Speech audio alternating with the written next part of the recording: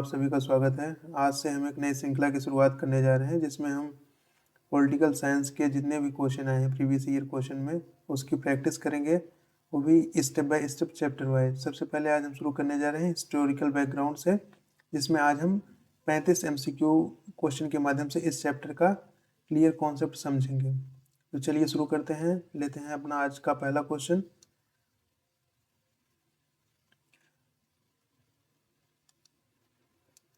Question number 1 में कहा गया है कि निम्नलिखित में से किस अधिनियम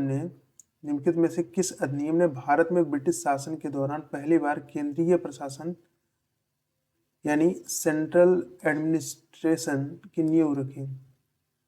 तो ऑप्शन है हमारे रेगुलेटिंग एक्ट 1773, या पिट्स इंडिया एक्ट 1784, या चार्टर अधिनियम 1833, या गवर्नमेंट ऑफ इंडिया एक्ट 1858। तो 1773 में जो सेंट्रल एडमिनिस्ट्रेशन था यानी केंद्रीय प्रशासन की नींव रखी गई थी। आइए इसका डिटेल्स में एक्सप्लेनेशन हम देखते हैं।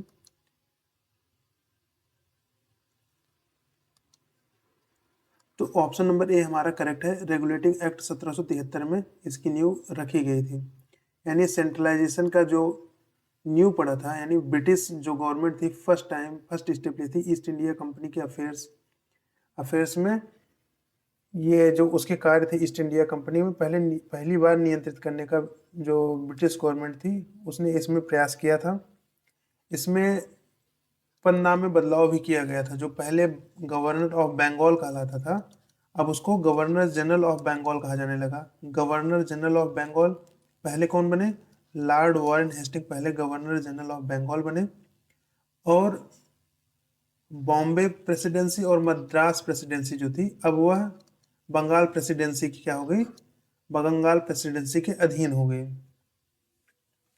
जो पिट्स इंडिया एक्ट वो अपने डबल गवर्नमेंट के लिए जाना जाता है। और 1833 का जो एक्ट था वो क्या है, उस समय सेंट्रलाइजेशन जो था वो अपने क्लाइमेक्स पे था, ना कि उसका फाउंडेशन हो रहा था।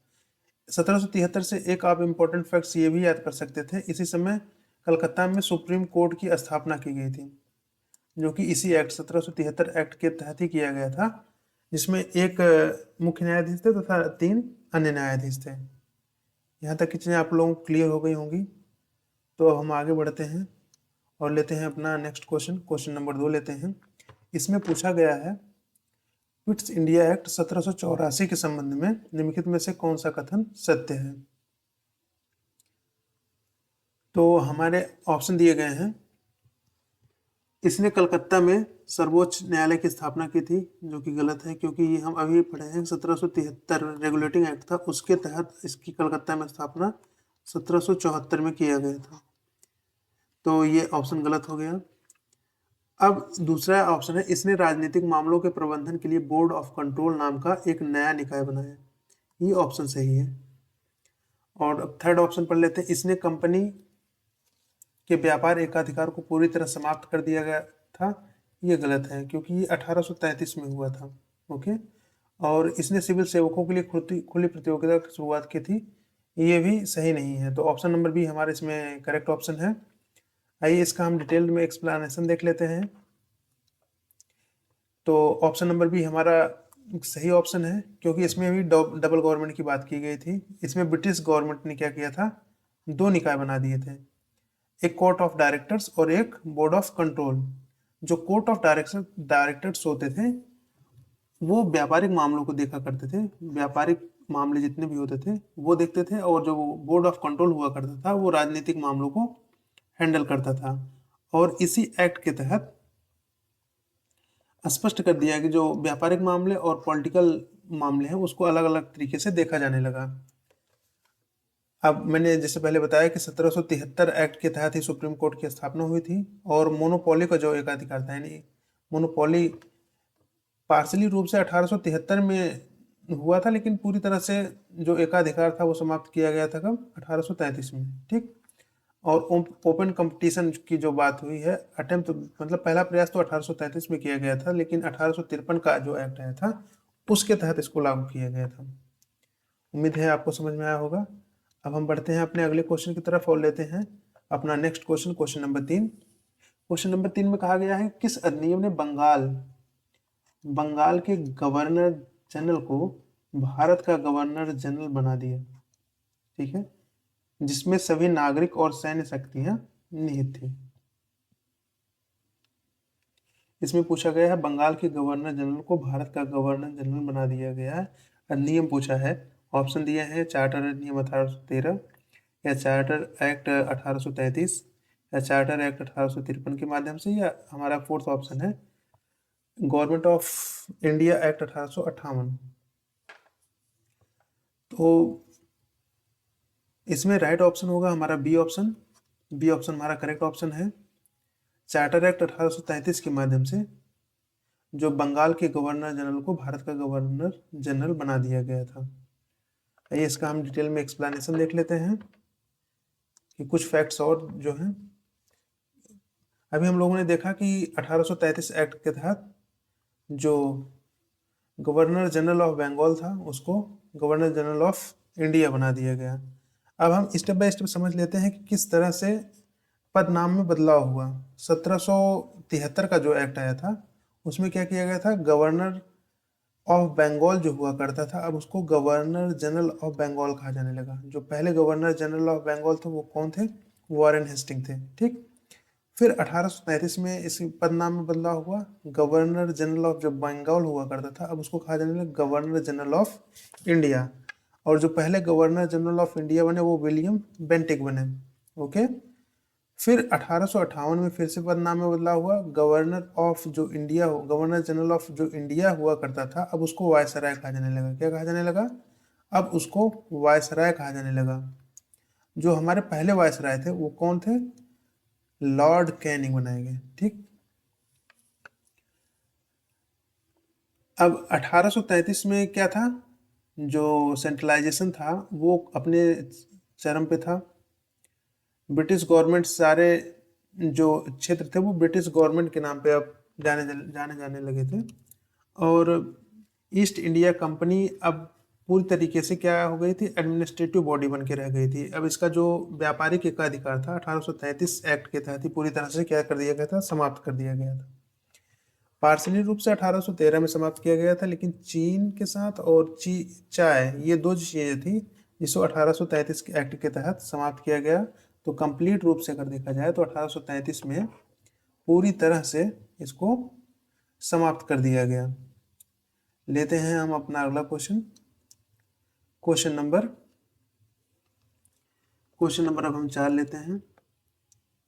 क्वेश्चन नंबर 4 में क्या कहा गया है, क्वेश्चन नंबर 4 में पूछा है कि निम्नलिखित में से किस अधिनियम ने पहली बार गवर्नर जनरल की परिषद के विधायी और जो कार्यकारी कार्यों को अलग किया।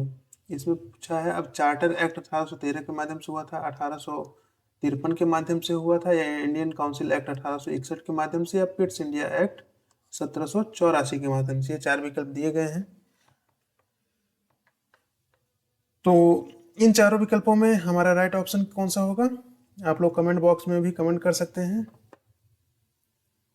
तो हमारा क्वेश्चन नंबर 4 का राइट ऑप्शन होगा ऑप्शन नंबर बी। ये काम हुआ था चार्टर एक्ट 1853 के माध्यम से। ओके, चार्टर एक्ट 1853 के माध्यम से इनके कार्यों को क्या कर दिया गया था, अलग अलग कर दिया गया था। तो ऑप्शन नंबर बी हमारा क्या है, राइट ऑप्शन है। चार्टर एक्ट 1853 के माध्यम से इनके कार्यों को अलग कर दिया गया था, सेपरेट कर दिया गया था। जो लेजिस्लेटिव और एग्जीक्यूटिव फंक्शंस थे गवर्नर जनरल काउंसिल के उसको सेपरेट कर दिया गया था। और 6 नए मेंबर ऐड किए गए थे लेजिस्लेटिव काउंसिल में। और मैकाले कमेटी बनाई गई थी जिसके माध्यम से क्या किया गया था, ओपन कंपटीशन सिविल सर्वेंट्स के लिए चालू कर दिया गया था। इसकी शुरुआत तो 1833 में हुई थी, लेकिन प्रयास किया गया था, लेकिन वो क्या हुआ था, फेल हो गया था, वो सफल नहीं रहा था फिर। और 1861 किस लिए जाना जाता है, अपने डिसेंट्रलाइजेशन के लिए जाता है, और पोर्टफोलियो सिस्टम की शुरुआत इस समय हुई थी उसके लिए जाना जाता है। यहाँ तक की चीज़ें आप लोगों को क्लियर हो गई होंगी। अब हम लेते हैं अपना नेक्स्ट क्वेश्चन, लेते हैं क्वेश्चन नंबर 5। क्वेश्चन नंबर 5 में पूछा गया है कि भारत के शासन को बेहतर बनाने वाले अधिनियम act for the good government of India के रूप में किस कानून को जाना जाता है? हमारे ऑप्शन है Indian council act 1892, government of India act 1919, या गवर्नमेंट ऑफ इंडिया एक्ट 1858, या गवर्नमेंट ऑफ इंडिया एक्ट 1935। तो हमारा इसमें करेक्ट ऑप्शन है option number C, government of India act 1858। Okay, government of India act 1858 को हम क्या जानते हैं? Act for the good government of India के रूप में जानते हैं। ठीक है, अब इसका हम लोग एक बार डिटेल में एक्सप्लेनेशन देख लेते हैं क्या चीजें हैं। गवर्नमेंट ऑफ इंडिया एक्ट 1858 ये हमारा करेक्ट ऑप्शन है। इसमें क्या हुआ था कि जो 1857 में विद्रोह हुआ था, इसके बाद ब्रिटिश गवर्नमेंट ने इस एक्ट को लाया। इसमें पावर का क्या हुआ? ट्रांसफर की गई, टेरिटरीज भी बदली गई, रेवेन्यूज भी इसमें ट्रांसफर किए गए। किससे? कंपनी से ब्रिटिश क्राउन को ये सारी चीजें ट्रांसफर कर दी गई। और जो डबल गवर्नमेंट का सिस्टम 1784 में लाया गया था, बोर्ड ऑफ कंट्रोल और कोर्ट ऑफ डायरेक्टर्स, उसको क्या कर दिया गया? बोर्ड ऑफ कंट्रोल और कोर्ट ऑफ डायरेक्टर्स, अब उसको जो 1784 में लाया गया था, अब उसको क्या कर दिया गया? समाप्त कर दिया गया। और एक नए पद state for the India create किया गया, यानी भारत के सचिव का पद ये क्रिएट किया गया।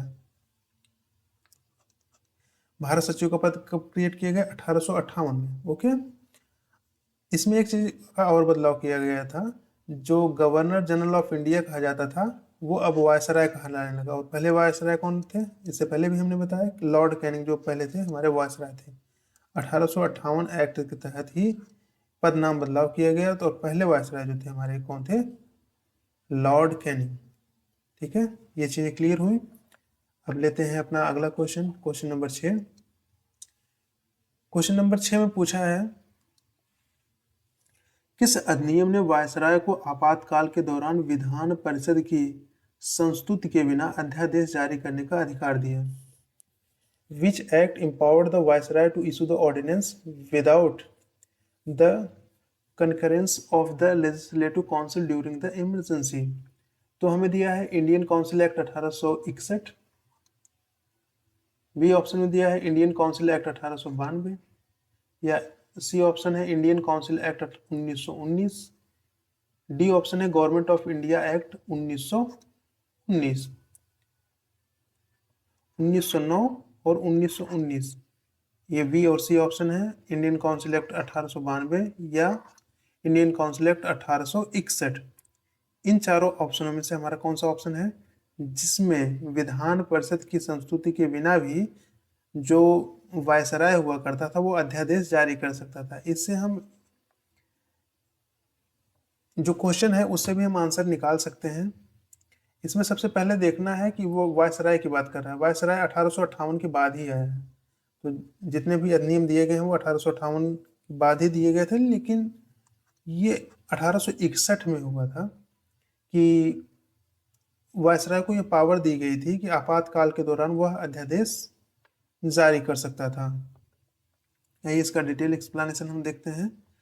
तो ए ऑप्शन हमारा राइट ऑप्शन है, क्योंकि इसी अधिनियम के तहत ही वायसराय को ऑर्डिनेंस जारी करने की शक्ति दी गई थी, जो कि 6 महीने के लिए हुआ करती थी। और इसी अधिनियम में पोर्टफोलियो सिस्टम लाया गया, डिसेंट्रलाइजेशन यानी लेजिस्लेटिव पावर को रिस्टोर्ड किया गया, डिसेंट्रलाइजेशन कॉन्सेप्ट लाया गया। इसमें बंगाल और मद्रास की जो प्रेसिडेंसीज थी उसको अधिकार दिए गए। 1833 का जो एक्ट था उसमें सेंट्रलाइजेशन अपने क्लाइमेक्स पे था, और 1861 का जो था उसमें डिसेंट्रलाइजेशन अपनी बिगिनिंग पे था। यहाँ तक की चीज़ें क्लियर हुई। अब हम आगे बढ़ते हैं और अपना अगला क्वेश्चन लेते हैं क्वेश्चन नंबर 7, जिसमें पूछा है निम्नलिखित में से किसे सांप्रदायिक निर्वाचन के जनक के रूप में जाना जाता है? Who among the following is known as the father of the communal electrode? ठीक है, अब इसमें ऑप्शन दिया है लॉर्ड मार्ले, और लॉर्ड मिंटो, लॉर्ड चैम्सफोर्ड, और ऑप्शन डी दिया है लॉर्ड मॉन्टेग्यू। तो क्वेश्चन नंबर 7 का हमारा करेक्ट ऑप्शन क्या होगा? लॉर्ड मिंटो को जो कहा जाता था वो क्या कहा जाता था? सांप्रदायिक निर्वाचक का जनक कहा जाता है, क्योंकि 1909 में जो आया था मॉर्ले मिंटो सुधार जो आया था, या मॉर्ले मिंटो एक्ट, भारत शासन अधिनियम 1909 जो था, उसमें मॉर्ले मिंटो सुधार के नाम से भी जाना जाता है। तो वही है, इसमें सांप्रदायिक निर्वाचन की बात की गई थी, तो इसलिए इसको लॉर्ड मिंटो को सांप्रदायिक निर्वाचन का जनक माना जाता है। तो ऑप्शन नंबर बी हमारा क्या होगा? करेक्ट ऑप्शन होगा।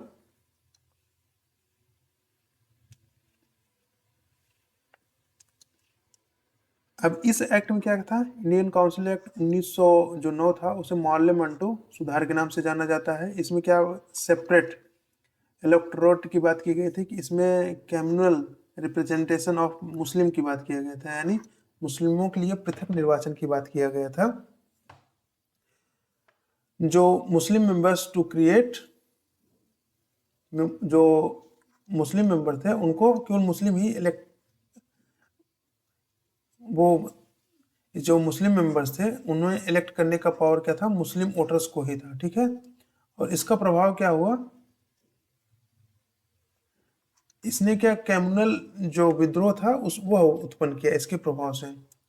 और सत्येंद्र प्रसाद जो सिन्हा थे, Satyendra Prasad Sinha first Indian to join the viceroy executive council में अपॉइंट किए गए थे एज अ लॉ मेंबर, इन्हें ज्वाइन कराया गया था। और फादर ऑफ कम्युनल इलेक्टोरेट किसे कहा जाता था? लॉर्ड मिंटो को कहा जाता था। Lord Minto father of communal electorate कहलाता था, ठीक है, राइट। अब आगे बढ़ते हैं और लेते हैं अपना अगला क्वेश्चन, क्वेश्चन नंबर 8 लेते हैं, जिसमें प्रश्न पूछा गया है कि निम्नलिखित में से किस अधिनियम ने बंगाल के गवर्नर जनरल को भारत का गवर्नर जनरल बना दिया? अभी हम लोग पढ़े हैं, आप लोग बताएं। 1773 का रेगुलेटिंग एक्ट, या चार्टर एक्ट 1833 का, या चार्टर एक्ट 1853 का, या गवर्नमेंट ऑफ इंडिया एक्ट 1858 का। तो इसका राइट ऑप्शन होगा हमारा बी ऑप्शन होगा। 1833 में ही पदनाम बदलाव हुआ था, जिसमें बंगाल के गवर्नर जनरल को अब भारत का गवर्नर जनरल कहा जाने लगा था। आइए हम इसका डिटेल्ड में एक्सप्लेनेशन देखते हैं।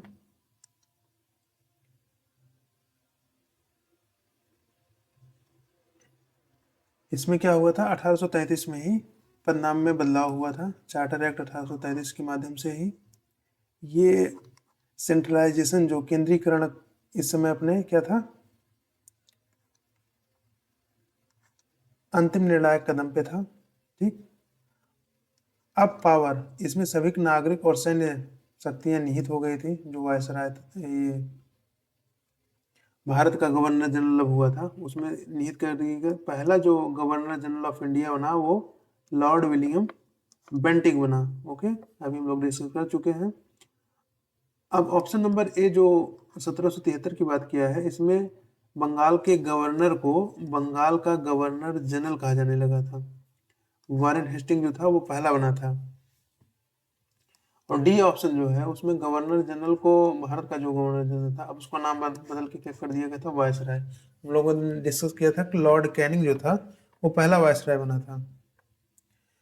अब बॉम्बे और मद्रास जो गवर्नरों को, उनको उनकी जो विधायी शक्तियां से, लेजिस्लेटिव पावर्स से वंचित कर दिया गया था इसी एक्ट के माध्यम से, राइट। अब बढ़ते हैं अपने अगले क्वेश्चन की तरफ, लेते हैं अपना 9वां क्वेश्चन। इसमें प्रश्न है कि सिविल सेवकों की भर्ती और चयन के लिए ओपन कंपटीशन यानी खुली प्रतियोगिता की व्यवस्था किस अधिनियम में शुरू की गई थी? ओपन कंपटीशन की बात किस अधिनियम में किया गया है? तो इसमें हमारे ऑप्शन दिए गए हैं charter act 1833, charter act 1853, Indian council act 1861, या चार्टर एक्ट 1813। तो इसमें राइट ऑप्शन हमारा क्या होगा? ऑप्शन नंबर बी होगा, क्योंकि इसी अधिनियम में इसकी बात किया गया था। तो राइट ऑप्शन हमारा क्या होगा, चार्टर एक्ट 1853, बी ऑप्शन हमारा राइट ऑप्शन है। इस अधिनियम में क्या किया गया था, इसने सिविल सेवकों के चयन और भर्ती के लिए खुली प्रतियोगिता प्रणाली, ओपन कंपटीशन सिस्टम की शुरुआत किया था। और विशिष्ट सिविल सेवा अब भारतीयों के लिए भी खोल दी गई थी। ये मैकाले कमेटी बनाई गई थी 1853 में। 1854 में मैकाले समिति की नियुक्ति की गई थी। 1853 एक्ट के तहत 1854 में ये ओपन कंपटीशन कराने के लिए मैकाले कमेटी का निर्माण किया गया था। 1833 में खुली प्रतियोगिता की शुरुआत का प्रयास किया गया था। कोर्ट ऑफ डायरेक्टर्स के विरोध के कारण यह प्रावधान समाप्त कर दिया गया था। कोर्ट ऑफ डायरेक्टर्स ने इसका विरोध किया था। तो 1833 में जो ओपन कंपटीशन की बात शुरू की गई थी वो समाप्त की गई थी, लेकिन एक्चुअल में 1853 में क्या हुआ था, ये लागू हुआ था। 1853 से लागू हुआ था। 1793 से 1853 के दौरान ब्रिटिश संसद द्वारा पारित चार्टर अधिनियमों की श्रृंखला में अंतिम अधिनियम था। 1793 से 1853 के जो ब्रिटिश संसद के द्वारा पारित चार्टर अधिनियम थे, उस श्रृंखला का ये अंतिम था। 1858 से क्या शुरू हो गया, क्राउन का। ओके, अब आगे बढ़ते हैं और लेते हैं अपना क्वेश्चन नंबर 10। किस अधिनियम को, क्वेश्चन नंबर 10 क्या है हमारा, किस अधिनियम को भारत शासन को अच्छा बनाने वाला act of the good government of India के नाम से जाना जाता है। अभी इस क्वेश्चन को हम लोगों ने किया, तो आप लोग इस क्वेश्चन का करेक्ट ऑप्शन बताएं। तो इसका करेक्ट ऑप्शन क्या होगा, ऑप्शन नंबर सी होगा, क्योंकि 1858 को ही हम क्या कहते हैं, act of good government of India act के नाम से जाना जाता है।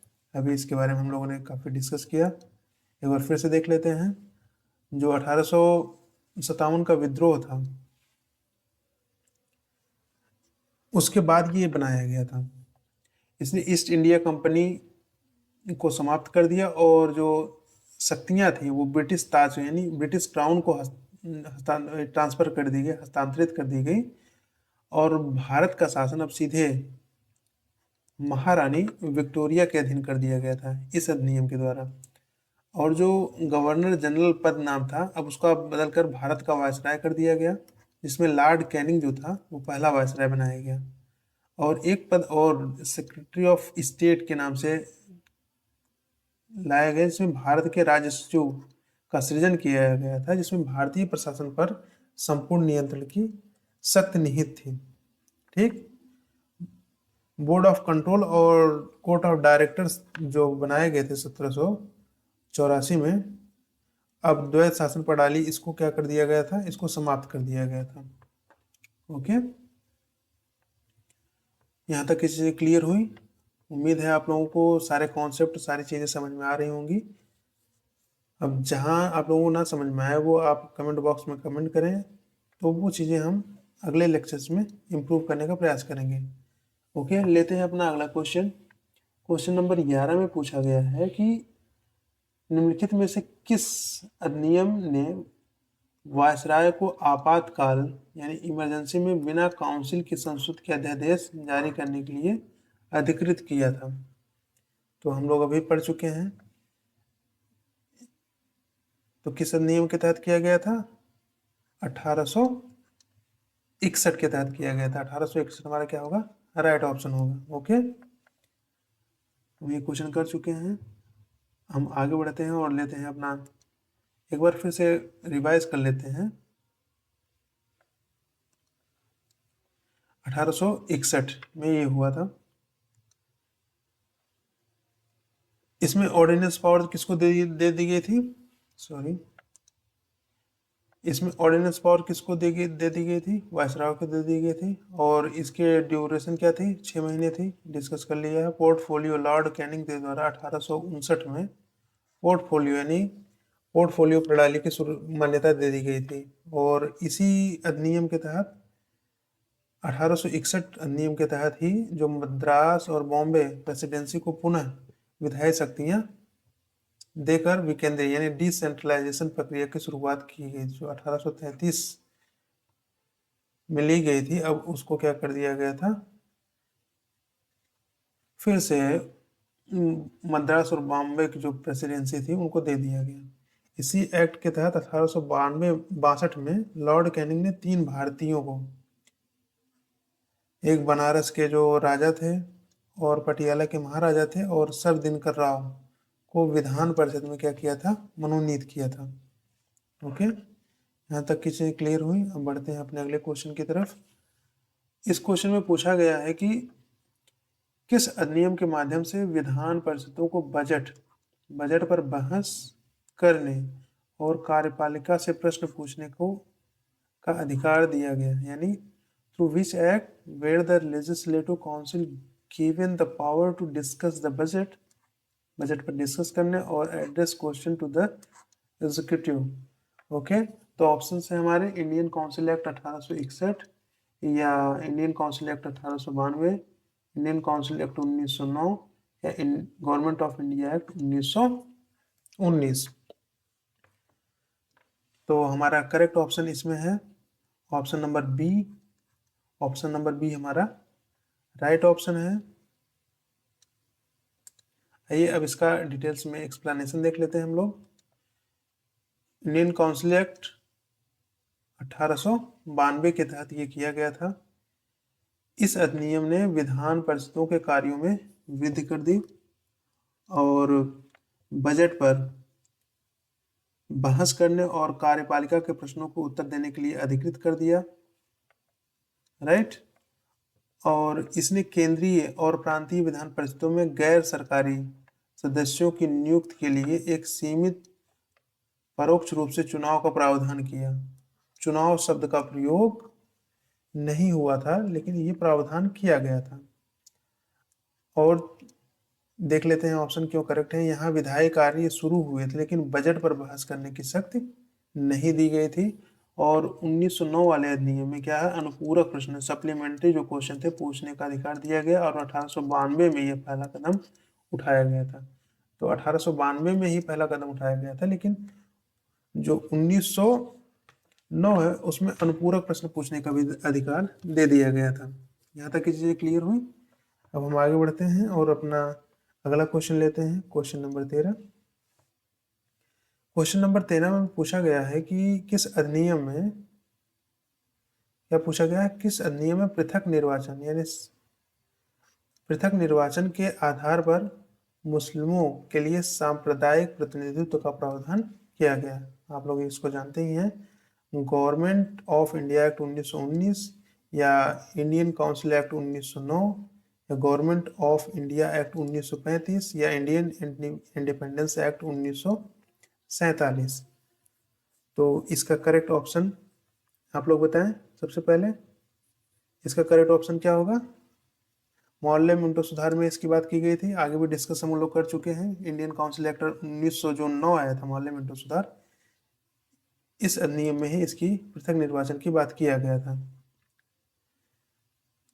तो 1909 में क्या क्या चीजें हुई, मोहल्ले मिंटो सुधार कहा जाता है इसको। इसमें ही जो पृथक निर्वाचन के आधार पर मुस्लिमों के लिए सांप्रदायिक प्रतिनिधित्व का प्रावधान किया गया था। इसके अंतर्गत मुस्लिम सदस्यों का चुनाव केवल मुस्लिम मतदाता ही कर सकते थे, ठीक। और जो लॉर्ड मिंटो था उसे सांप्रदायिक निर्वाचन का जनक के रूप में जाना जाता था। और सत्येंद्र प्रसाद सिन्हा, इस एक्ट के तहत सत्येंद्र प्रसाद सिन्हा को कार्यपालिका परिषद के प्रथम भारतीय सदस्य बनने का सौभाग्य प्राप्त हुआ।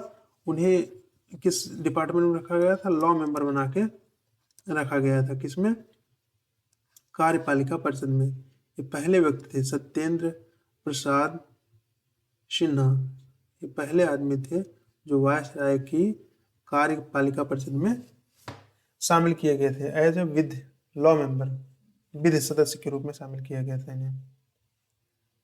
लेते हैं अपना नेक्स्ट क्वेश्चन।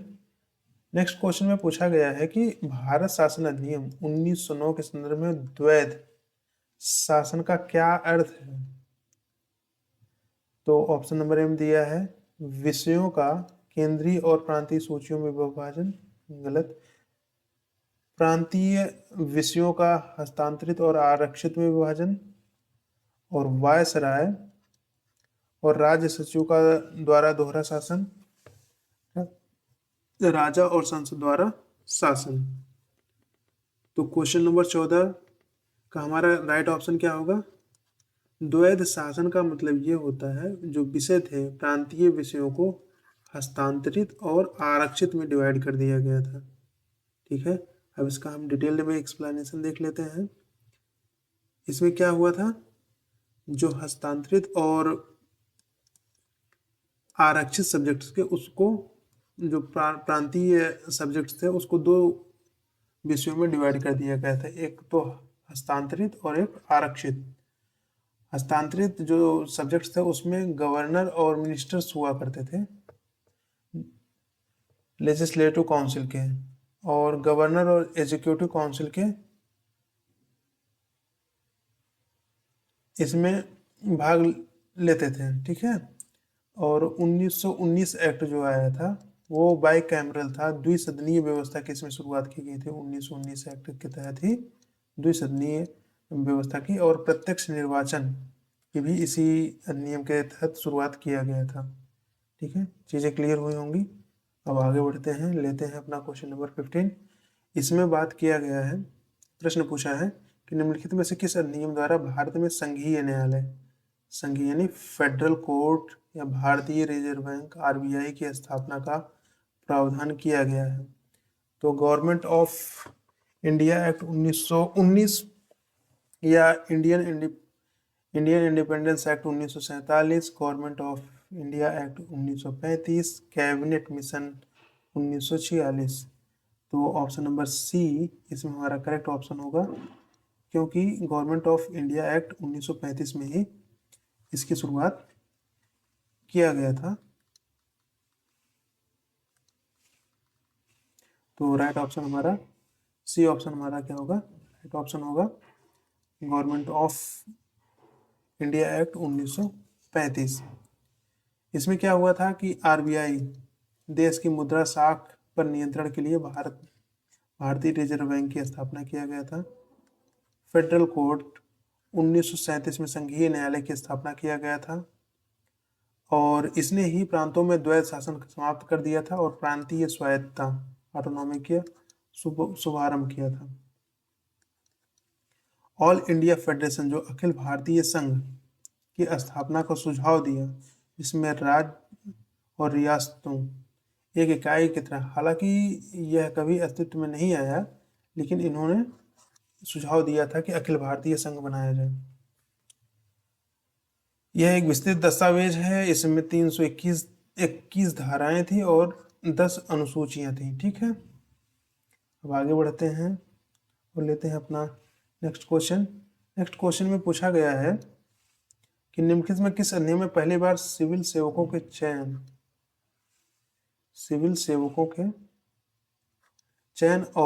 चयन के लिए एक खुली प्रतियोगिता प्रणाली ओपन कंपटीशन सिस्टम की शुरुआत करने का प्रयास किया, जिसके बाद मैकाले कमेटी 1854 में आई, उसको लागू किया गया था।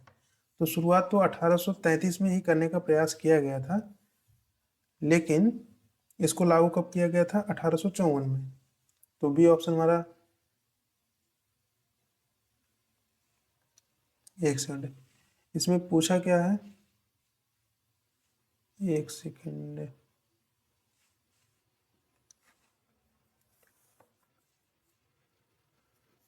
लागू किया गया पूछ रहा, पहली बार लागू किया 1854 में लागू किया गया था। तो इसका राइट ऑप्शन होगा बी ऑप्शन होगा, सॉरी, बी ऑप्शन इसका राइट ऑप्शन होगा, क्योंकि चार्टर एक्ट 1853 में ही इसको खुली प्रतियोगिता प्रणाली को पूरी तरह से लागू किया गया था। उसमें प्रयास किया गया था लेकिन वो फेल रहा था। अगर लागू करने की बात करेगा तो ऑप्शन नंबर बी होगा हमारा, क्योंकि इसी के माध्यम से हमारा खुली प्रतियोगिता की शुरुआत की गई थी और पोर्टनेज जो सिस्टम था उसको समाप्त कर दिया गया था। अब 1853 अधिनियम ने सिविल सेवकों की भर्ती के लिए खुली प्रतियोगिता ओपन कंपटीशन की शुरुआत की। इसने जो संरक्षण प्रणाली थी उसको समाप्त कर दिया गया। और दूसरा पॉइंट ये है कि मैकाले कमेटी का 1854 में गठन किया गया था, जो भारतीय सिविल सेवा इंडियन सिविल सर्विसेज के लिए नियुक्त की गई थी। और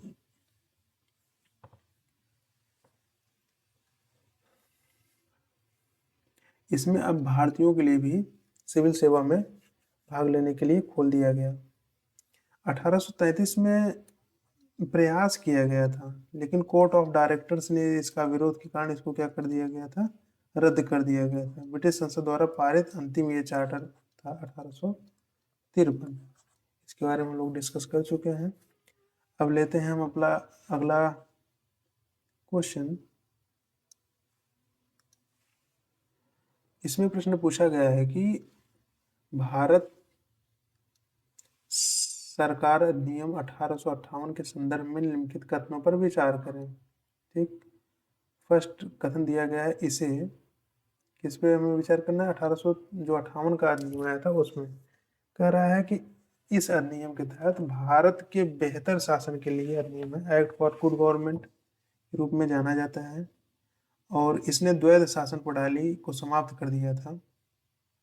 तो इसमें दो कथन दिए गए हैं, तो पूछ रहा है कौन कौन से कथन हमारे सही हैं।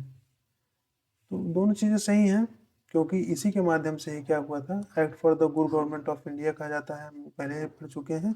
और द्वैध शासन प्रणाली जो 1784 में लागू की गई थी, इस एक्ट के माध्यम से उसको समाप्त कर दिया गया था। तो ऑप्शन नंबर सी हमारा क्या होगा, करेक्ट ऑप्शन होगा। क्योंकि जो बोर्ड ऑफ कंट्रोल था और कोर्ट ऑफ डायरेक्टर्स, इन दोनों को क्या कर दिया गया था, इस अधिनियम के माध्यम से समाप्त कर दिया गया था। अब इसके स्थान पर क्या लाया गया, भारत के राज्य सचिव के एक नए पद का सृजन किया गया था।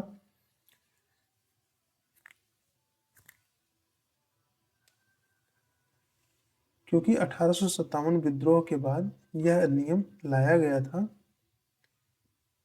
और इसीलिए इसमें act for the good government of India कहा गया, और शक्तियां किसके पास चली गई, ताज के पास। और दूसरे ऑप्शन में क्या कहा गया है कि ये डबल गवर्नमेंट का अंत कर दिया, ये भी सही है। अब जो गवर्नर जनरल था उसे वायसराय कहा जाने लगा, और जो पहले वायसराय थे हमारे वो क्या कौन थे, लॉर्ड कैनिंग।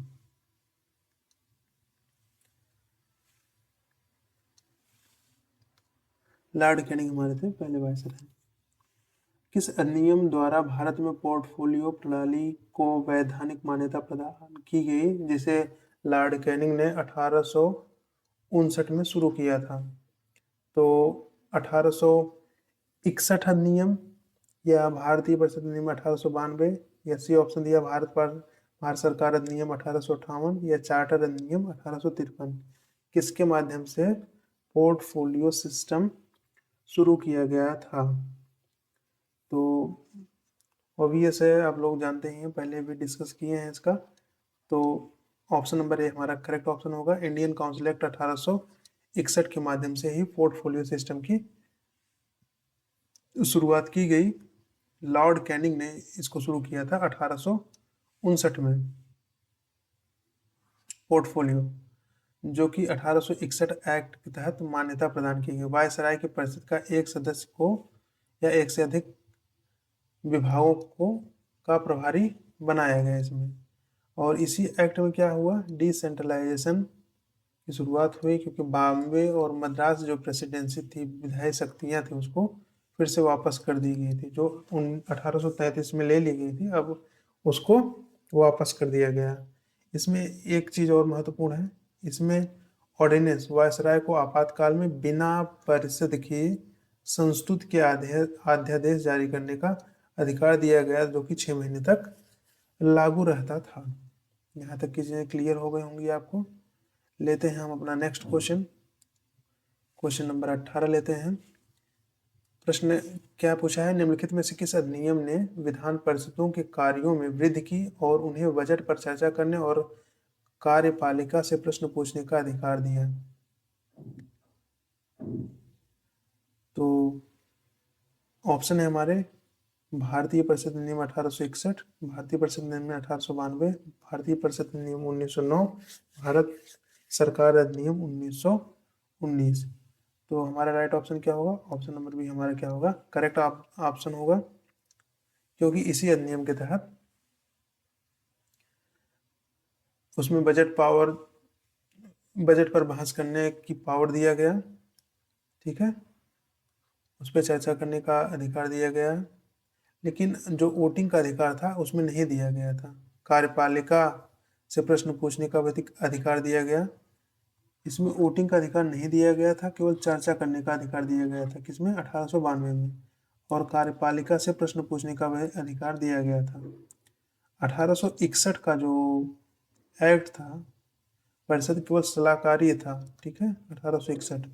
और 1919 का जो था उसमें पूरक प्रश्न, जो सप्लीमेंट्री क्वेश्चन हुआ था, क्वेश्चंस थे, उसमें पूछने का अधिकार मिल गया था। नामांकन जो होता था, नॉमिनेशन के माध्यम से अप्रत्यक्ष चुनाव, अप्रत्यक्ष इनडायरेक्ट इलेक्शन की शुरुआत हुई। किसमें? 1892 में। ठीक, लेते हैं अपना next question, question number 19। Question number 19 में पूछा गया है, किस अधिनियम ने सांप्रदायिक प्रतिनिधित्व की प्रणाली शुरू करके फूट डालो और राज करो की नीति को वैधानिक रूप दिया? Which act legalized the policy of divide and rule by the introducing the system of communal representation? ठीक, तो government of India act 1858, Indian council act 1892, Morley Minto reforms 1909 या मॉन्ट्यूक चेम्सफोर्ड सुधार 1919। तो आप लोग जानते ही हैं, ऑप्शन नंबर सी हमारा क्या होगा?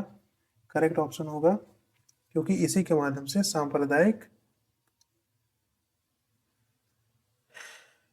सांप्रदायिक निर्वाचन मंडल का गठन किया गया, जिसमें मुस्लिमों को पृथक निर्वाचन मंडल की संकल्पना प्रस्तुत की गई। मुस्लिम सदस्यों का चुनाव केवल मुस्लिम मतदाता ही कर सकते थे, इसकी बात किया गया, राइट। और जो उसे सांप्रदायिक निर्वाचक का जनक लॉर्ड मिंटो को सांप्रदायिक निर्वाचन के जनक, man father of communal electorate के नाम से जाना जाता था, ठीक है। सत्येंद्र प्रसाद जो सिन्हा थे, वायसराय की कार्य परिषद के शामिल होने वाले पहले भारतीय बने। यहाँ तक की चीजें क्लियर हुई आप लोगों को। अब बढ़ते हैं हम अपने अगले क्वेश्चन की तरफ और लेते हैं अपना नेक्स्ट क्वेश्चन, क्वेश्चन नंबर 20। इसमें प्रश्न पूछा गया है कि भारत सरकार अधिनियम 1919 मॉन्टेग्यू चेम्सफोर्ड सुधार के संबंध में प्रांतों में द्वैध शासन का क्या अर्थ है? तो द्वैध शासन का क्या अर्थ है? तो ऑप्शन नंबर सी हमारा करेक्ट ऑप्शन होगा। इसका हम पहले भी डिस्कस कर चुके हैं कि इसमें प्रांतीय विषयों का हस्तांतरित और आरक्षित में विभाजित कर दिया गया। ओके, वही चीजें हैं। इसको अलग जो प्रांतीय स्तर पे, और विभाजन क्या हुआ? प्रांतीय स्तर पे हुआ, ना कि केंद्र स्तर पर। हस्तांतरित और आरक्षित सब्जेक्ट्स में डिवाइड कर दिया गया, ठीक है। हम लेते हैं अपना अगला क्वेश्चन, क्वेश्चन नंबर 21 में पूछा गया है कि किस अधिनियम ने देश में पहली बार द्विसदनीय व्यवस्था, बाइकैमरल या प्रत्यक्ष निर्वाचन की शुरुआत की थी? तो इंडियन काउंसिल एक्ट 1892 में, इंडियन काउंसिल एक्ट 1909 में, या गवर्नमेंट ऑफ इंडिया एक्ट 1919 में, या गवर्नमेंट ऑफ इंडिया एक्ट 1935 में। तो इसका राइट ऑप्शन क्या होगा? ऑप्शन नंबर सी होगा, क्योंकि इसी एक्ट के माध्यम से द्विसदनीय की व्यवस्था शुरू किया गया। इसमें इंडियन लेजिस्लेटिव काउंसिल रिप्लेस्ड किया गया 2 हाउसेज में। इसमें एक हुआ करता था काउंसिल ऑफ स्टेट, जिसे अपर हाउस कहा जाता था, राज्य परिषद, और एक लेजिस्लेटिव असेंबली हुआ था, जिसे क्या कहा जाता था? विधानसभा, जो कि था लोअर हाउस हुआ करता था। अपर हाउस और लोअर हाउस में क्या कर दिया गया? बांट दिया गया। Direct election, majority of members were chosen by the direct election से मेजोरिटी ऑफ मेंबर्स चुने जाते थे। और हाई कमिश्नर ऑफ इंडिया जो होता था भारत के लिए उच्चायुक्त, वो लंदन में होता था। ओके, यहाँ तक चीज़ समझ में आ गई। अब बढ़ते हैं हम अपने अगले क्वेश्चन की तरफ और लेते हैं क्वेश्चन नंबर 22, जिसमें बात किया गया है। क्वेश्चन पूछा है, किस अधिनियम ने प्रांतों में द्वैध शासन की शुरुआत की और प्रांतीय विषयों को आरक्षित और हस्तांतरित में विभाजित कर दिया? ये तो सब जानते हैं। तो ऑप्शन नंबर बी हमारा क्या होगा? करेक्ट ऑप्शन होगा। ऑप्शन नंबर बी हमारा करेक्ट ऑप्शन होगा। इसके बारे में पहले भी डिस्कस कर चुके हैं। अब बढ़ते हैं अपने नेक्स्ट क्वेश्चन की तरफ, लेते हैं क्वेश्चन नंबर 23, जिसमें पूछा है भारत शासन अधिनियम 1935 के तहत अवशिष्ट शक्तियां किसे प्रदान की गई थी? बढ़िया क्वेश्चन है। तो ऑप्शन है हमारे संघीय विधायिका को, प्रांतीय विधायिका को, वायसराय को, या ब्रिटिश संसद को। इसमें पूछा है अवशिष्ट शक्तियां किसको दी गई थी? अवशिष्ट शक्तियां जो प्रांतीय विधायिका थी उसको दिया गया था। ओके, ओ सॉरी, ये वायसराय को दिया गया था। वायसराय को, राइट ऑप्शन क्या होगा हमारा? वायसराय। वायसराय को अवशिष्ट शक्तियां दी गई थी। अवशिष्ट शक्तियां किसको दी गई थी? वायसराय को दी गई थी।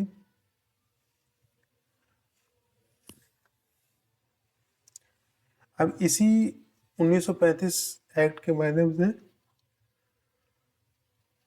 संघीय विषय, प्रांतीय प्रांतीय विषय और समवर्ती विषय, इसको अलग अलग डिवाइड कर दिया गया था सूचियों में। संघ सूची, राज्य सूची और समवर्ती सूची में डिवाइड कर दिया गया था, जिसमें 59 सब्जेक्ट हुआ करते थे संघ सूची में। प्रांत सूची में 54 और जो समवर्ती सूची थी वो 36 हुआ करते थे। अवशिष्ट शक्तियां ना तो संघीय विधायिका को दी गई थी ना ही प्रांतीय विधायिका को, बल्कि किसको दे दी गई थी? यह वायसराय के पास निहित हुआ करती थी।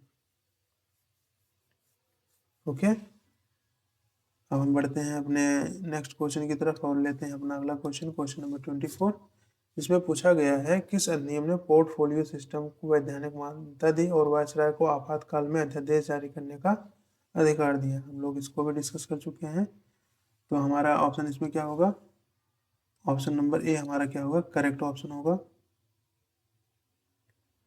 इसी एक्ट के माध्यम से जो पोर्टफोलियो प्रणाली थी उसको वैधानिक मान्यता दी गई और जो वायसराय हुआ करता था वो 6 महीने के लिए अध्यादेश जारी कर सकता था, इसका प्रावधान किया गया। ठीक है, और लॉर्ड कैनिंग जो थे उन्होंने इसकी शुरुआत की थी 1859 में पोर्टफोलियो प्रणाली की। और किस एक्ट के माध्यम से आया था? 1861 के एक्ट के माध्यम से आया था। ऑर्डिनेंस की जो पावर दिया गया था वायसराय को, वो 6 महीने तक हुआ करती थी। ओके, बढ़ते हैं अपने नेक्स्ट क्वेश्चन की तरफ और लेते हैं अपना अगला क्वेश्चन, जिसमें पूछा गया है कि वायसराय की कार्यकारी परिषद में शामिल होने वाले पहले भारतीय कौन थे? तो इसका भी हम कई बार डिस्कस कर चुके हैं। तो आप लोग बताएं कौन सा सही है ऑप्शन? ऑप्शन नंबर बी हमारा करेक्ट ऑप्शन होगा। सत्येंद्र प्रसाद सिन्हा जो थे वो पहले ऐसे व्यक्ति थे जो वायसराय की कार्यपालिका परिषद में शामिल होने वाले पहले भारतीय बने। इनको किस तरह से शामिल किया गया था? इनको एज अ लॉ मेंबर शामिल किया गया था। ओके, अब हम बढ़ते हैं अपने नेक्स्ट क्वेश्चन की तरफ, लेते हैं अपना अगला क्वेश्चन, जिसमें पूछा है कि किस अधिनियम ने कंपनी के व्यापारिक और राजनीतिक कार्यों को अलग कर द्वैध शासन, डबल गवर्नमेंट की शुरुआत की थी? ये भी आप लोग जानते हैं। ऑप्शन नंबर बी हमारा क्या होगा? इसमें राइट ऑप्शन होगा फिट्स इंडिया एक्ट 1784 के माध्यम से इसको क्या कर दिया गया था? अलग कर दिया गया था। इसमें क्या किया गया था? जो जो कॉमर्शियल अफेयर्स होते थे यानी व्यापारिक मामले थे उसको अलग, और जो पॉलिटिकल राजनीतिक मामले थे उसको अलग कर दिया गया। जो व्यापारिक मामले थे उसको कौन देखता था? Court of directors. और जो पॉलिटिकल मामले थे उसको कौन देखता था? Board of control. इसमें डबल गवर्नमेंट की बात किया गया है। फर्स्ट टाइम कंपनी जो थी, कंपनी के टेरिटरी जो हुआ करती थी वो ब्रिटिश पोसेशन इन इंडिया के रूप में देखा जाने लगा। पिट्स इंडिया एक्ट 1784 में इसकी शुरुआत हुई थी। Okay, right. अब आगे बढ़ते हैं और कुछ और क्वेश्चन करते हैं। क्वेश्चन नंबर 27, जिसमें पूछा गया है कि किस अधिनियम द्वारा बंगाल का जो गवर्नर जनरल हुआ करता था उसको भारत का गवर्नर जनरल के रूप में जाना जाने लगा और नागरिक और सैन्य शक्तियां उसमें निहित थी। तो 1813, 1833, 1858 या 1773। तो इसमें हमारा ऑप्शन नंबर क्या होगा? ऑप्शन नंबर बी हमारा क्या होगा? राइट ऑप्शन होगा, क्योंकि 1833 एक्ट के माध्यम से ही जो सेंट्रलाइजेशन यानी केंद्रीकरण की बात किया गया, गवर्नर जनरल ऑफ जो बंगाल हुआ करता था उसको अब क्या कहा जाने लगा? गवर्नर जनरल ऑफ इंडिया कहा जाने लगा। गवर्नर जनरल ऑफ इंडिया पहले कौन बने? लॉर्ड विलियम बेंटिक पहले गवर्नर जनरल ऑफ इंडिया बने। लेते हैं अपना नेक्स्ट क्वेश्चन, क्वेश्चन नंबर 28, जिसमें पूछा गया है कि किस अधिनियम ने सिविल सेवकों की भर्ती पर और चयन हेतु खुली प्रतियोगिता की व्यवस्था शुभारंभ किया था? तो इसका हम पहले भी डिस्कस कर चुके हैं। तो किस अधिनियम के तहत किया गया था? 1853 अधिनियम के तहत ओपन कंपटीशन की शुरुआत मैकाले एक कमेटी बनाई गई थी 1854 में, उसके माध्यम से किया गया था। तो ओपन कंपटीशन की बात किस में किया गया है? Charter act 1800। सिविल सर्वेंट्स में इंडियंस भी पार्टिसिपेट करने लगे थे और मैकाले कमेटी का अपॉइंटमेंट हुआ था 1854 में, उसके माध्यम से ये चीज़ें शुरू की गई थी। ओपन कंपटीशन की बात किया गया है। लेते हैं नेक्स्ट क्वेश्चन और डिस्कस करते हैं इसके बारे में कि भारत सरकार अधिनियम 1935 के संदर्भ में निम्नलिखित में से कौन सा कथन सही नहीं है? इसने प्रांतों में द्वैध शासन को समाप्त कर दिया। दूसरा ऑप्शन है इसने केंद्र में द्वैध शासन प्रणाली की शुरुआत का प्रावधान किया। इसने वर्मा को भारत से अलग करने का प्रावधान किया। अवशिष्ट शक्तियां संघीय विधायिका को दी गई थी। तो हमारा क्वेश्चन क्या है? 1935 में कौन सी चीजें नहीं हुई थी, यानी कौन सा कथन गलत है, ये हमसे पूछा गया है। तो 1935 का जो एक्ट था वो काफ़ी काफ़ी इम्पोर्टेंट है, क्योंकि इससे काफ़ी जो भाग हैं, अनुसूचियां हैं या जो प्रावधान है वो डायरेक्ट हमारे संविधान में लिए गए हैं। तो 1935 अधिनियम के तहत जो चीज़ नहीं ली गई है वो डी ऑप्शन करेक्ट होगा, क्योंकि इसमें कहा है कि अवशिष्ट शक्तियां भी हम लोगों ने डिस्कस किया। अवशिष्ट शक्तियां जो थी संघीय विधायिका को दे दी गई थी, जो कि बिल्कुल गलत है। संघीय विधायकों को नहीं दिया गया था, ये वायसराय को दिया गया था। किसको दिया गया था? वायसराय को दिया गया था। तो आइए हम इसका डिटेल एक्सप्लेनेशन भी देख लेते हैं। इसमें 1935 अधिनियम में 3 सूचियों की बात की गई है, संघीय, प्रांतीय और समवर्ती सूची की बात किया गया है। लेकिन अवशिष्ट शक्तियों की जो बात है वो वायसराय को दिया गया था, ना कि संघीय विधायिका को। और जो प्रांतीय स्वायत्तता है वो लागू किया गया था, और जो द्वैत शासन की बात कर रहा है वो अब सेंटर में कर दिया गया था, तथा इसी अधिनियम के माध्यम से ही बर्मा को भारत से अलग कर दिया गया था 1937 में। इंडियन कॉन्स्टिट्यूशन जो अवशिष्ट पावर है वो हमारी पार्लियामेंट के एक्ट में अवशिष्ट शक्तियां जो हैं अभी अभी किस में है? आर्टिकल 248 में है। वर्तमान में अभी किस में है? अवशिष्ट शक्तियां हमारी क्या है? 248 में दिया गया अवशिष्ट शक्तियों के बारे में। चलिए आगे बढ़ते हैं और कुछ क्वेश्चन करते हैं। लेते हैं नेक्स्ट क्वेश्चन, क्वेश्चन नंबर 30, जिसमें बात किया गया है भारत सरकार अधिनियम 1935 के तहत प्रस्तावित अखिल भारतीय संघ के बारे में निम्नलिखित में से कौन सा कथन सही है। राइट। तो हमें ऑप्शन दिया है यह संघ कभी अस्तित्व में नहीं आया। देशी रियासतों के लिए इसमें शामिल होना अनिवार्य था। इसमें केवल ब्रिटिश भारतीय प्रांत शामिल थे। कांग्रेस ने इस संघ का पूर्ण समर्थन किया था। तो सही हमारा ऑप्शन क्या है? ऑप्शन नंबर ए हमारा करेक्ट ऑप्शन है। ये डिटेल्स में एक्सप्लेनेशन देखते हैं। जो 1935 अधिनियम था उसमें अखिल भारतीय संघ की परिकल्पना की गई थी। हालांकि संघ कभी अस्तित्व में नहीं आया था क्योंकि देशी रियासतें इसमें शामिल होने से इनकार कर दी थी। ठीक, कि देशी रियासतें इसमें शामिल होने से इसका इनकार कर दी थी। अब अगला क्वेश्चन लेते हैं, क्वेश्चन नंबर 31। इसमें कहा है किस अधिनियम के द्वारा भारत में संघीय न्यायालय यानी फेडरल कोर्ट और भारतीय रिजर्व बैंक की स्थापना की गई थी? अभी हम डिस्कस कर चुके हैं। तो वो करेक्ट ऑप्शन क्या होगा हमारा? करेक्ट ऑप्शन हमारा सी होगा।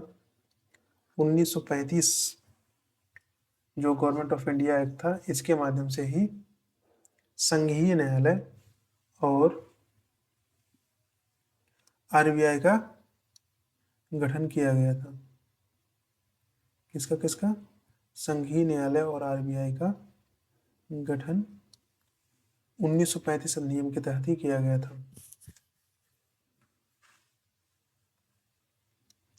अब लेते हैं नेक्स्ट क्वेश्चन। 1900 प्रश्न दिया गया है 1935 अधिनियम में उल्लेखित निर्देशों के उपकरण यानी इंस्ट्रूमेंट ऑफ इंस्ट्रक्शन को वर्ष 1950 के भारत के संविधान में किस रूप में समाहित किया गया? मूल अधिकार के रूप में, राज्य के नीति निर्देशक तत्व के रूप में, या मूल कर्तव्य के रूप में, आपातकालीन प्रावधान के रूप में? बहुत इंपॉर्टेंट क्वेश्चन है, इसके एग्जाम में आने की प्रोबेबिलिटी बहुत अधिक है। तो इसका ऑप्शन क्या हुआ? ऑप्शन नंबर बी होगा। जो निर्देशों के उपकरण 1935 अधिनियम में लिखा गए थे उसको 1950 में जब संविधान हमारा लागू हुआ तो राज्य के नीति निर्देशक तत्व के रूप में शामिल किया गया था। बढ़ते हैं नेक्स्ट क्वेश्चन की तरफ, लेते हैं 33। क्वेश्चन नंबर 33 इसमें पूछा गया भारतीय स्वतंत्रता अधिनियम 1947 के संदर्भ में लैप्स ऑफ पैरामाउंटेसी का क्या अर्थ है? तो इसमें ऑप्शन दिए गए हैं ब्रिटिश संसद का भारतीय कानूनों पर नियंत्रण समाप्त होना, ऑप्शन बी है भारत और पाकिस्तान के बीच सीमाओं का निर्धारण, देशी रियासतों पर ब्रिटिश सर्वोच्चता का अंत, या डी ऑप्शन है गवर्नर जनरल के पद का उन्मूलन। तो आप लोग बताएं इसमें कौन सा ऑप्शन सही है? ऑप्शन नंबर सी हमारा इसमें क्या होगा? करेक्ट ऑप्शन होगा। देशी रियासतों पर ब्रिटिश सर्वोच्चता का अंत कर दिया गया था 1947। जो भारतीय स्वतंत्रता अधिनियम था 1947 में लैप्स ऑफ पैरामाउंटेसी, इसका सही अर्थ क्या है? देशी रियासतों पर ब्रिटिश सर्वोच्चता का अंत हो गया था। आइए थोड़ा डिटेल में देखते हैं इसके बारे में। ऑप्शन सी हमारा क्या है? करेक्ट ऑप्शन है। इसमें लैप्स ऑफ पैरामाउंटेंसी जो 15 अगस्त 1947 में आया, ज्वाइन भारत, ज्वाइन पाकिस्तान और रिमेन जो स्वतंत्र रहे उनको इसमें डिवाइड कर दिया गया। इससे अधिनियम 1947 का जो घोषणा हुई थी 15 अगस्त 1947 से भारतीय रियासतों पर ब्रिटिश सर्वोच्चता जो थी वो समाप्त कर दी गई। इसमें अलग अलग प्रांत बना दिए गए, इंडिया, पाकिस्तान, और जो रिमेनिंग प्रांत शेष थे वो क्या स्वतंत्र रूप से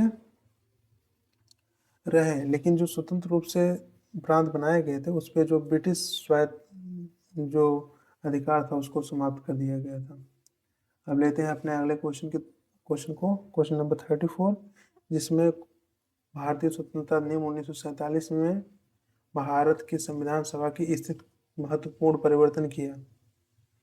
तो ऑप्शन दिए हैं, क्या क्या परिवर्तन किया इसके बारे में हमसे पूछा है। संविधान सभा की स्थिति में क्या महत्वपूर्ण परिवर्तन किया यह पूछा गया है। तो यह एक पूर्णतः संप्रभु निकाय बन गई। बी ऑप्शन है, इसे केवल संविधान बनाने तक सीमित कर दिया गया। सी ऑप्शन है, इसे वायसराय के नियंत्रण में रखा गया। डी ऑप्शन है, इसमें मुस्लिम लीग के सदस्य अनिवार्य रूप से शामिल रहे। तो करेक्ट ऑप्शन क्या होगा? ऑप्शन नंबर ए हमारा क्या होगा? करेक्ट ऑप्शन होगा, क्योंकि संविधान इसमें क्या हुआ, ये संप्रभु निकाय बन गया। दो लोग इसका क्या था, एक फर्स्ट रोल ये था कि ये संविधान निर्माण करे, ठीक, और लेजिस्लेटिव बॉडी के रूप में भी काम करें, यानी विधायिका के रूप में भी। जो संविधान निर्माण का कार्य करने का बॉडी थी उसको राजेंद्र प्रसाद लीड कर रहे थे, और जो लेजिस्लेटिव यानी विधायिका का कार्य कर रहे थे उसमें जीवी मावलंकर साहब उसका प्रतिनिधित्व कर रहे थे, उसका नेतृत्व कर रहे थे। संविधान सभा ब्रिटिश संसद के किसी भी कानून को रद्द कर सकती थी।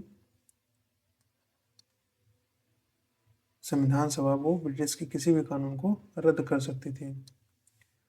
अब लेते हैं हम आज अपनी इस श्रृंखला का अंतिम क्वेश्चन, जिसमें प्रश्न किया गया है कि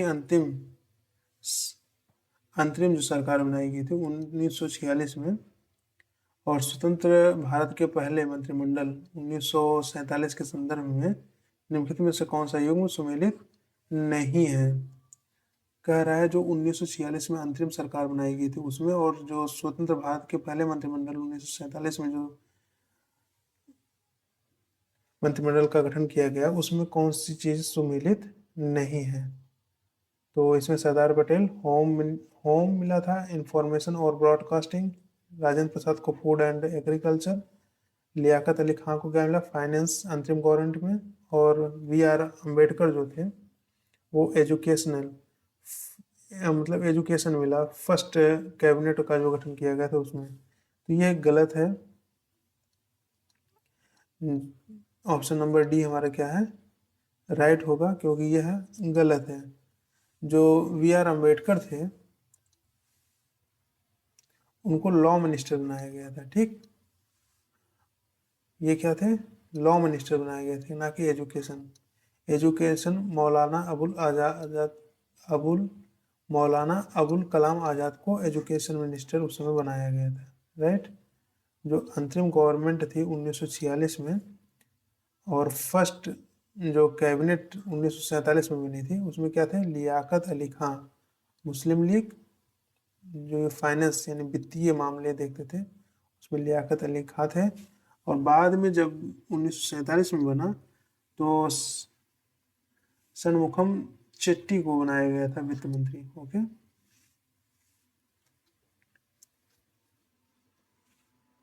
तो इस तरह से हमने 35 क्वेश्चन के माध्यम से ये जो ऐतिहासिक यानी हिस्टोरिकल